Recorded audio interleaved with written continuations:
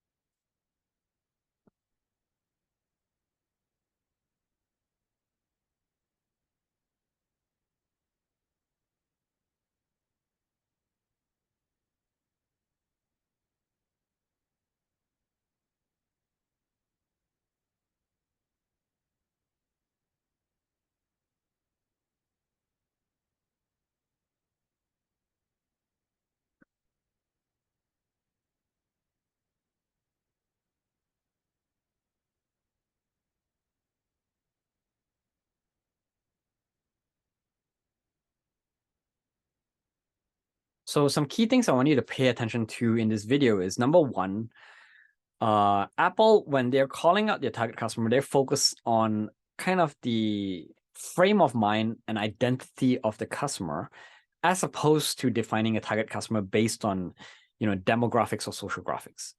They're not saying like, hey, our target market is North American, men in their 20s to 30s kind of thing. That's not what calling out your customer means. For them, it's about, the concept here is, if you see in this video, they didn't do anything about pitching their products or services. They talk about how Apple is about thinking differently. We want to enable the creatives. We want to enable people who are thinking outside of the box, those who are looking for new ways to reinvent certain things. And that has kind of become their brand positioning moving forward, right? When you do this, two things happen. One is people who do identify with that the concept of being the kind of person where they want to see themselves as, hey, I'm different. I'm not the status quo. Then they will resonate with that messaging and they'll gravitate towards that. And then the second is, even if people don't directly associate themselves with that identity, if they aspire towards it, then those people will also gravitate towards you as well. So don't be afraid to call out your target customer. It isn't a bad thing. It's not going to ostracize your customer, right? Obviously, to put into context, this is a series of ads in one of their ad campaigns. There are some ads that actually explain their products and services in a lot more detail. But obviously as well, even at the time, Apple had already established themselves as a very large and well-known brand and company, right?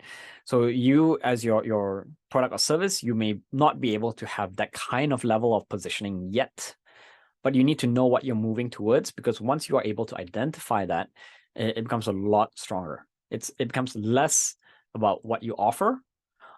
If you're earlier along, it's okay to design copy that is more focused on kind of what you offer, why you're different, but you still want to be able to address like kind of who it's for and what you stand for kind of thing, right?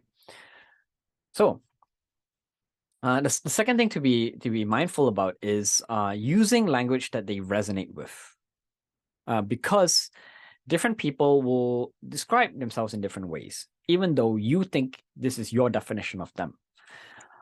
So one example I can think of is people who are freelancers. We view them as freelancers, but there's this other entrepreneur I know in Vancouver that runs a social media course.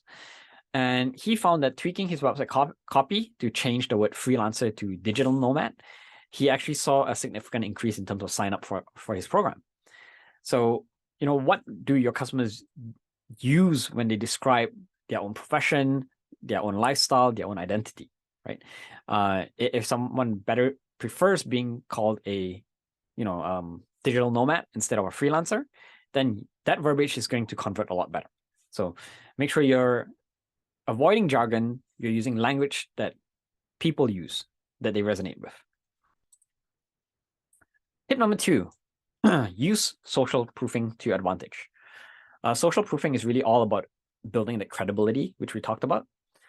So think about different ways where you can highlight the people that you're working with, the people who like your product or services. You know, in this example, you can see over here, join our newsletter. It's not just like name, email, right? That there's the pre-fill text that says join over this many subscribers or readers. It shows people that there is some element of value there and that people trust you. You know, this is also the same reason why the social proofing element is so important to come sooner rather than later. You want to build trust in the greet. You want to establish the credibility early on. If you notice with many companies, above the fold, before you even need to scroll on their website, you will tend to see logos of companies that they work with. And that's because that's the best practice. Because if I see that, hey, you've worked with big companies like Times and Shopify and Expedia, I know that this is not like a new company that's risky, that will possibly shut down overnight, and I might lose access to all of my data that I have on their platform, those kind of things. Make sense? You know, even in a retail setting, you can use this as well. There's this katsudon place that I go to, and they have those pork cutlets, fried pork cutlets, and they actually post all over their restaurant wall the reviews that they have from Yelp and the awards that they receive, right? So use that to your advantage and think about how you can build social proofing into some of the copy that you have. Tip number 3, you want to make a customer feel special. And when I say feel special here, your train of thought is in and around giving them a sense of something that they can associate their identity with. You know, is there a movement? Is there a community? Is there a mission that you're speaking to that is bigger than themselves? If there is, then great. If there isn't, you may want to consider aligning your company with something. And generally, it's not only making sure that you have the right values that align with your customers' values, but if your company has a greater mission that also is something that a customer is passionate about, they will want to stand by it. They will want to support it, right? So an example I can think of here is there's this grocery store here in Vancouver called Nada. And Nada is a zero waste grocery store. So the founder, Brianne Miller, she is a marine biologist by training, no entrepreneurship experience, solo founder to start. And she basically wanted to address the problem of reducing plastic pollution in the ocean. And she decided, okay, you know, where is all this plastic coming from? Most of it is coming from packaging for our groceries. So she started there. She said, okay, I'm going to open up a grocery store. What she did that I want to share, because there are a few different lessons to tease out of this, is number 1, she said, okay, I want to create a grocery store with no packaging, but I'm uncertain if the Vancouver market, the local market over here, is ready for that, if there's an appetite for that. And to an extent, this has been done in some different areas. Like before she opened up a store, there was a store in like Texas, a store in Belgium that did something similar, but she didn't know if the local populace here in Vancouver would have the appetite for it and be comfortable with bringing their own containers and shopping. So she said, okay, first thing I have to do is I need to gauge the demand of the locals here and how they view sustainability and plastic reduction, right? So she started a Facebook group. And one thing you want to notice here is the Facebook group she started was basically a group called Zero Waste Vancouver. It's not her company name. The group, the movement is themed around the mission of the organization. It's not themed around your brand or your company. No one cares about your brand or your company, right? So she created the group.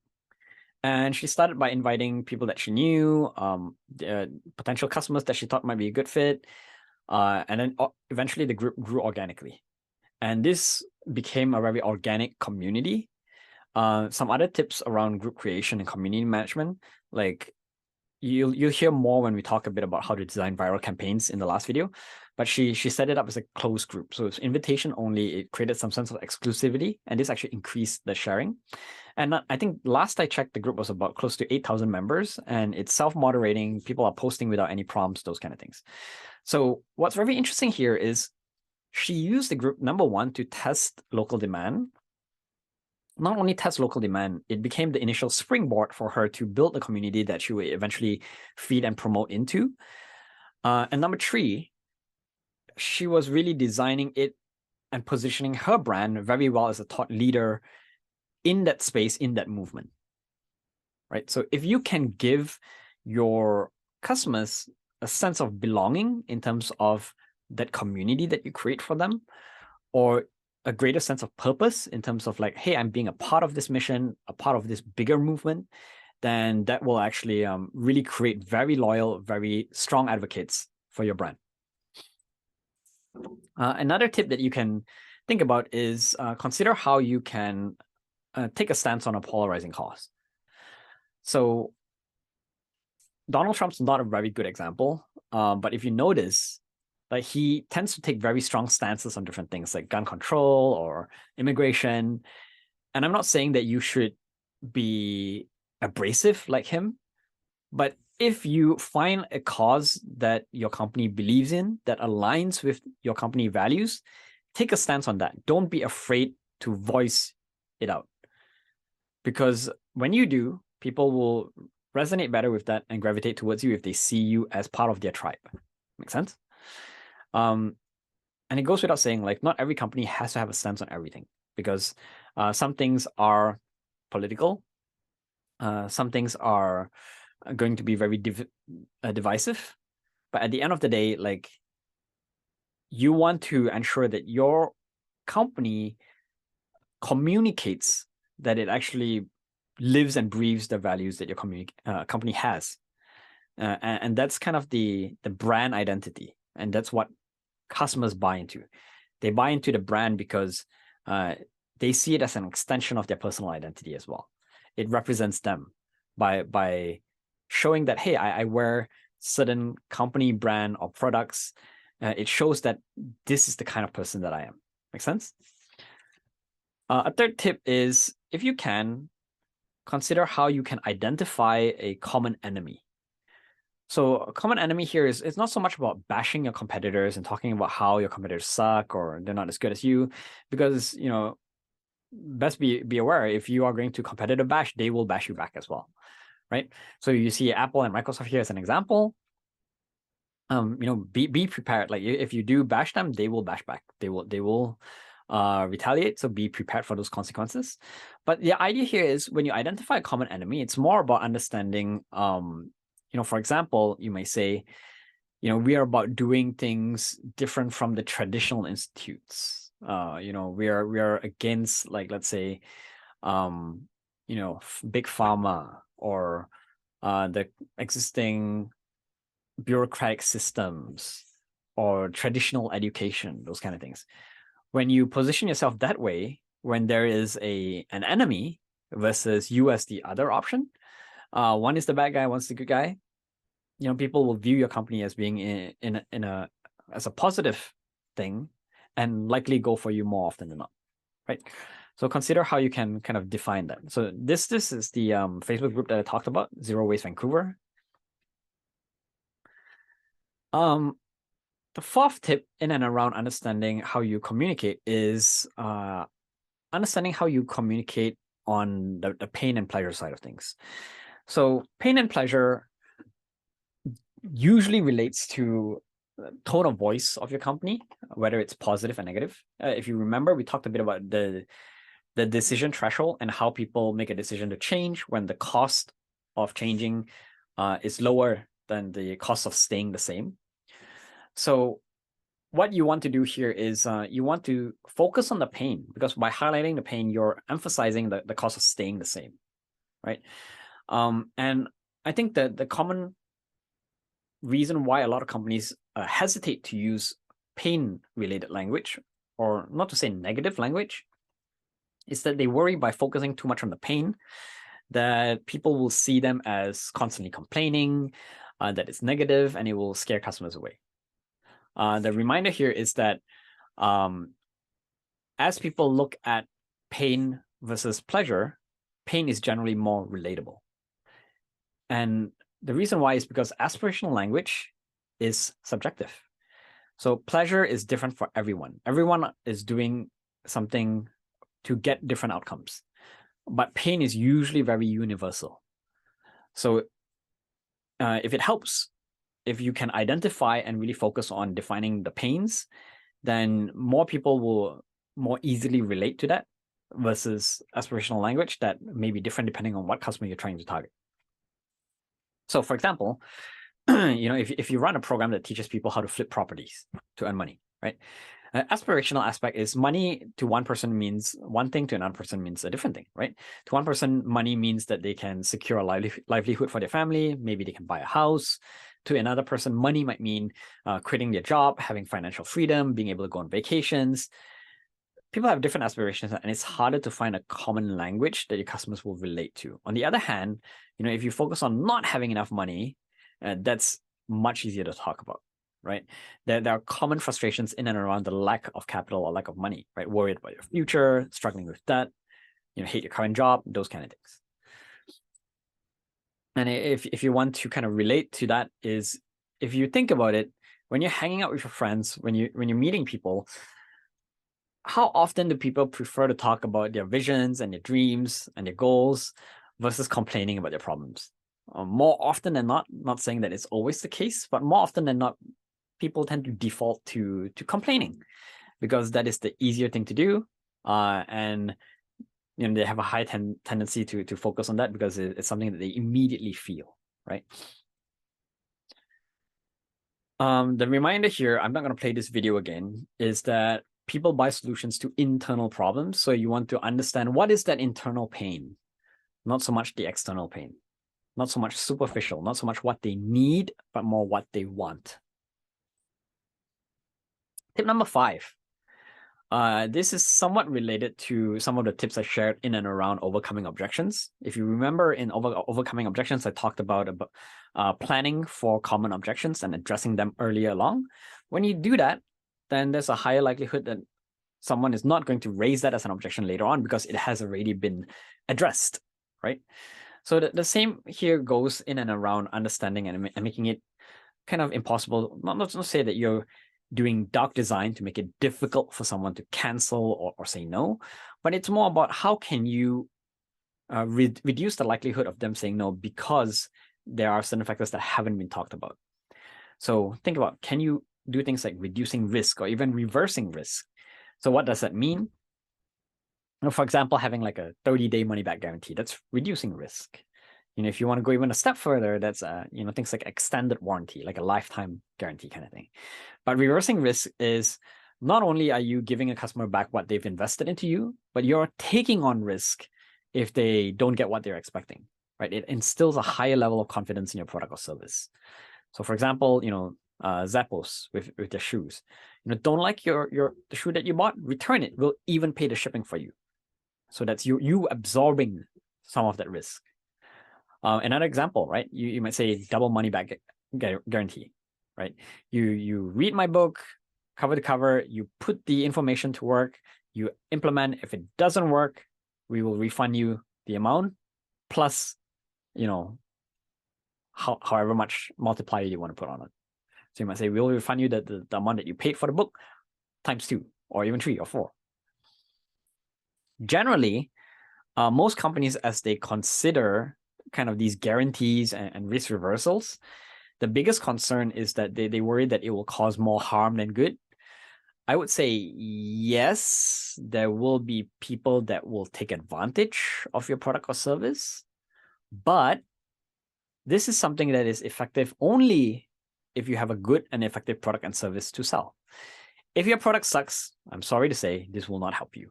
People will end up taking advantage of your return guarantees because, I'm sorry, your product or service sucks, right?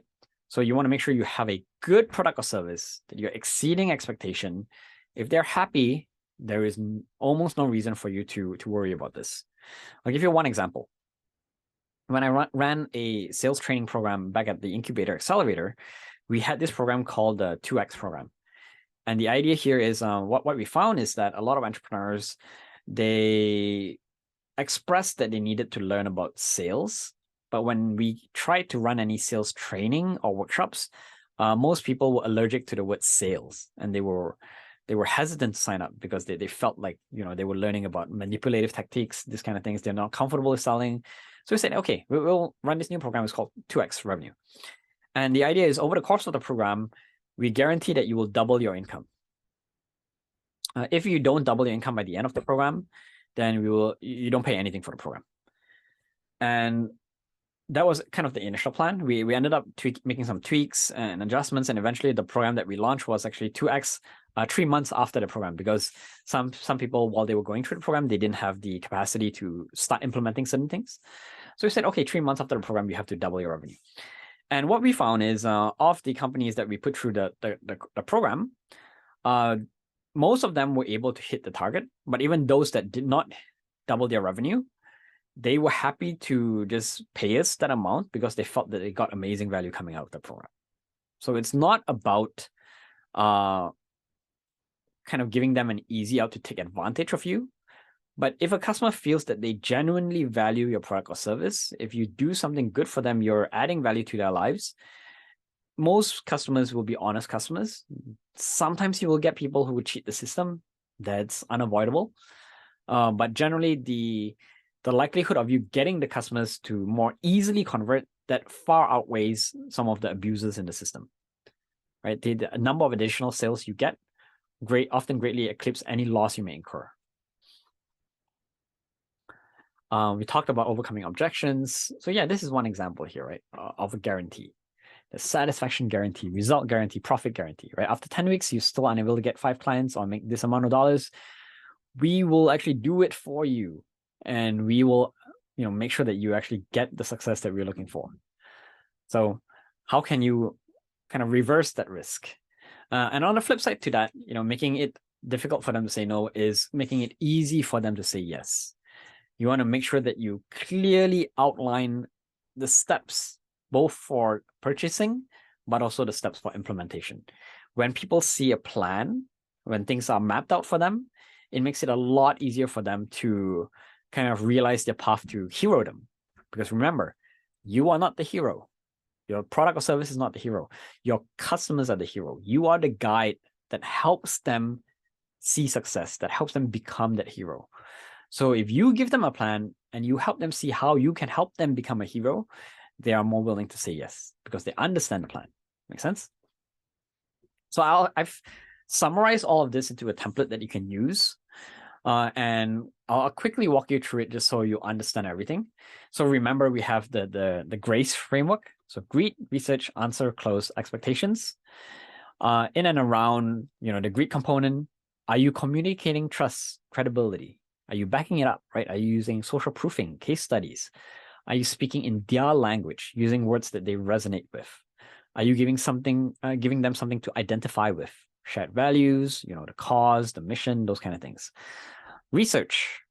Are you asking the right questions? Are you speaking to their pains and their desires, right? When you're kind of positioning things, why should the customer care? Really understand their motivation. In the answer, in how you present your solution, is your offer clear? Right? Do they know what you're selling? Do they know what they're buying into? Do they know the process of purchase and implementation? Right? Does your solution fulfill and address that desire back over here? Right? How are you using language that describes how you're empowering or enabling them? in closing, having those FAQs to address your common objections. Call to actions, right? Are your call to actions clear? Are they concise? Are they strong? Do you have guarantees? Are you reducing that risk? So I mentioned some of these. Are you giving them something to say yes to? Is there some form of authentic or even internal urgency or scarcity? And again, trying to avoid the kind of false scarcity or urgency. And lastly, expectation. What's the onboarding process? What's the post-checkout process? Are you giving them tutorials? Are you educating them? Are you following up with them? right? And lastly, just to kind of tie it all again and make sure that you have good and strong copy, are you focusing on them when you write your copy, not you? So remember the exercise we started with, asking you how to invite a friend to go hiking. This is an example of how we may use some of the concepts that we just learned about and apply them into a basic invitation. And it's not even in a business context here, but you can see how this is a lot more persuasive, right? First of all, I'm saying, hey, let's go on an adventure. I'm not asking someone to go, hey, just come hiking with me. I'm making an adventure is a kind of I'm painting the picture for them. When I say adventure, it speaks to that desire to do something more, right? Something that they want to identify with. I'm an adventurous person, right? You've been sitting in the office all week. Let's go out, breathe some fresh air, see some great sights, hone in on all the emotions, on all the senses. And you can even show them pictures of where you are planning on visiting and hiking, right? You may show them a picture of, let's say, this mountain and the amazing view. And then I'm social proofing. I'm saying, oh, John is coming, Amy's coming. Maybe it's like, oh, lots of people come here every year just to visit this mountain or this lake. So adding some credibility there, using social proofing, reducing the risk here, addressing those objections. So you're saying, hey, don't worry about transportation. I'll drive. Don't worry about the logistics. Food, agenda, I've planned all of it up. You just come along for the ride. And then some form of scarcity. You may say, let me know by this Friday, or, I only have 2 seats left in the car. So you can see how this is a lot more persuasive than just say, hey, come, let's go hiking next Monday. Make sense?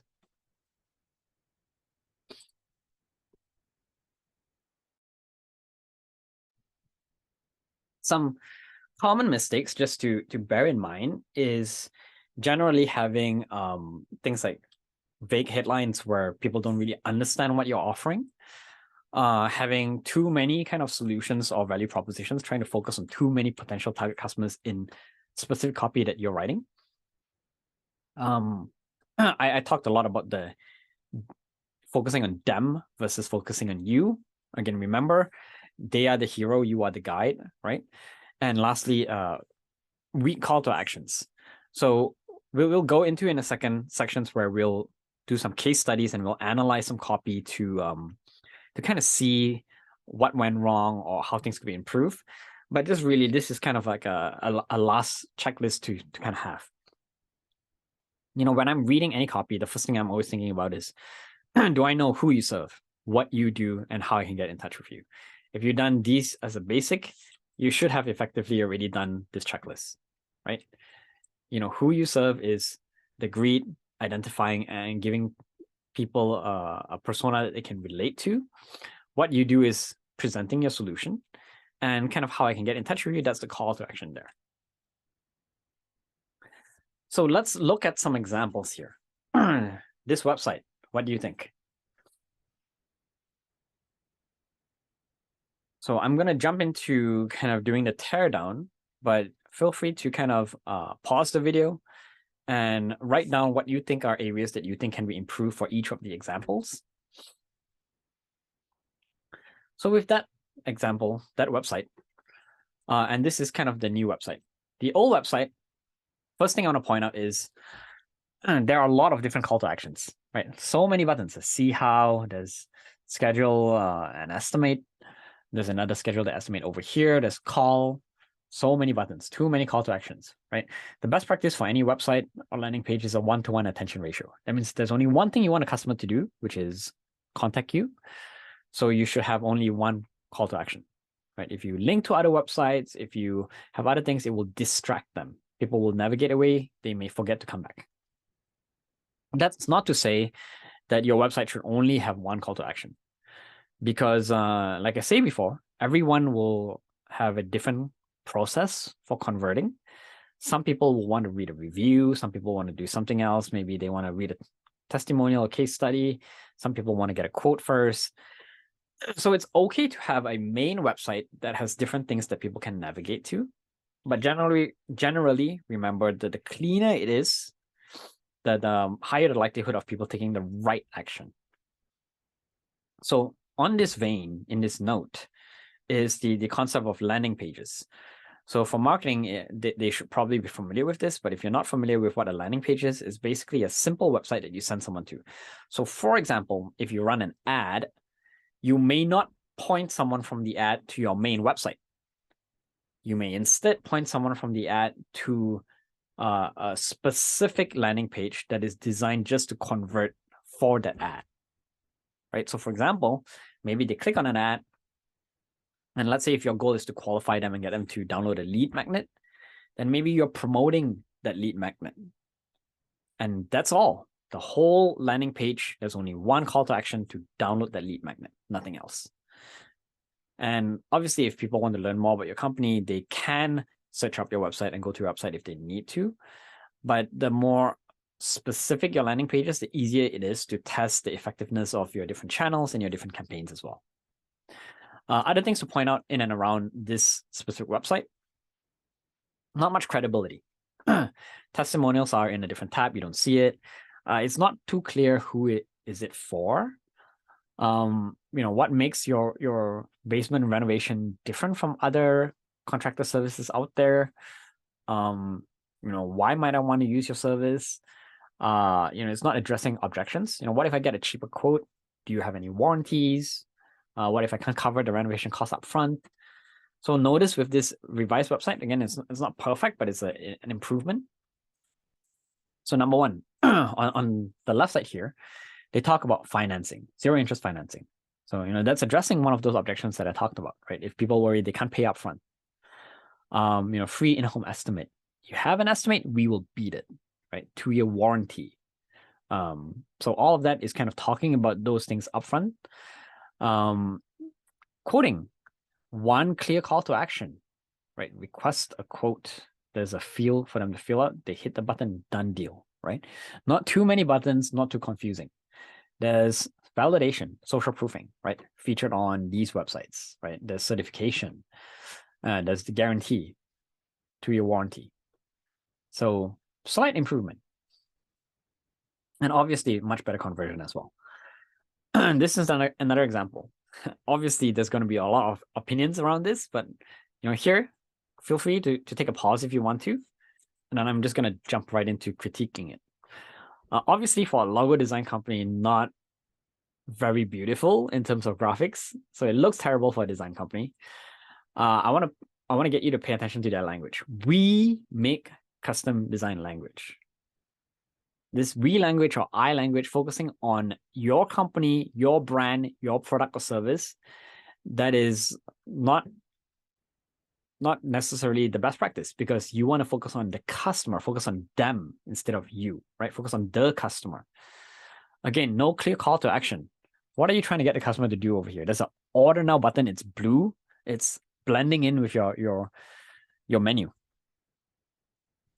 Poor contrast, right? No credibility. I can't see some example designs or some example customers, not addressing any objections. So here's a slightly better version. So you notice, yes, it does start with the we as well. We make custom design logos, but notice here, it quickly jumps to that makes your brand memorable. This is why people care about it. It's not about like, who cares about the logo? Why do I want to make a logo? Because I want people to remember my brand, right? So addressing that underlying motivation. Look at that. Oh, the order button, different color now. It pops out a bit more, higher contrast. Uncovering objections. You have a money back guarantee, unlimited revisions, copyright transfer, no hidden fees, done in less than 48 hours, those kind of elements. So it helps make things a lot clearer. Pricing is more transparent. There's using some form of scarcity. Not my favorite here. This is, like I say, external scarcity or urgency. They say, hey, 50% off till this date kind of thing. Still, I'd say still a bit salesy, but the results speak for themselves. And it does go a much further distance. So yeah, results wise, like this one had 192% more conversion. This, another example, again, just going to quickly dive into it. You can see with the older website, way too much text, a wall of text, too many call to actions again, so many buttons, so many menu items. Decent use of the you language element. Our clients say, I'm here because, so that's not too bad. Not much around credibility, not addressing objections. What if I can't travel to meet because I'm injured? What if I'm worried about the cost? What if I don't win my case? Those kind of things. You can see with the newer website, proven results, clearer credibility. They talk about the interviews as featured on, as seen on, right? Strong guarantee, clear call to action, get help now, call us, right? Very specific, as opposed to like too many things up front. Again, another example here, like this is one good example of like vague headline. Detox is the foundation of recovery. Like, what does that mean? Like, what do you provide as a service? How are you helping, right? They do highlight credibility, so not too bad. Not addressing common objections, right?